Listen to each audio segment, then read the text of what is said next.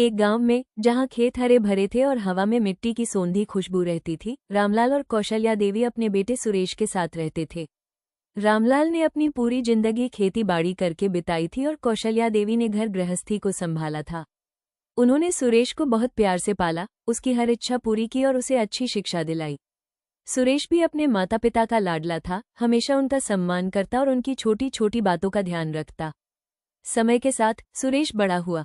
वो पढ़ाई पूरी करके शहर चला गया और वहां एक अच्छी नौकरी मिल गई।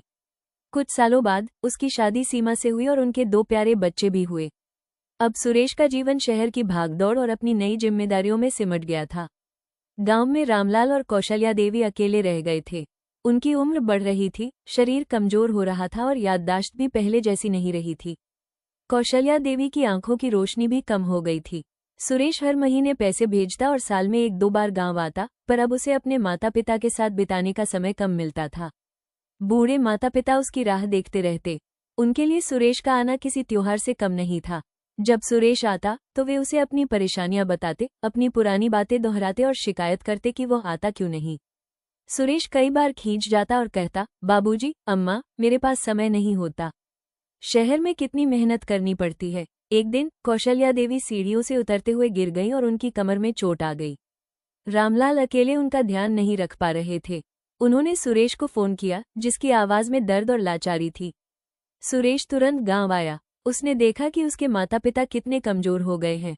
कौशल्या देवी बिस्तर पर पड़ी थी और रामलाल उनके बगल में बैठे उदास दिख रहे थे। घर में भी सब कुछ बिखरा हुआ था। सुरेश को अपनी गलती का एहसास हुआ। उसने अपने बचपन के दिन याद किए, जब उसके माता पिता उसके लिए कितना कुछ करते थे।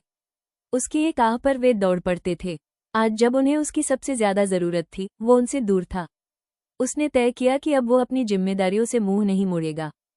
सुरेश ने शहर जाकर अपनी पत्नी सीमा से बात की।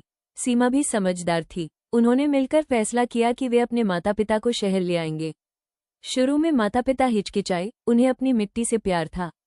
लेकिन सुरेश ने समझाया और प्यार से मना लिया।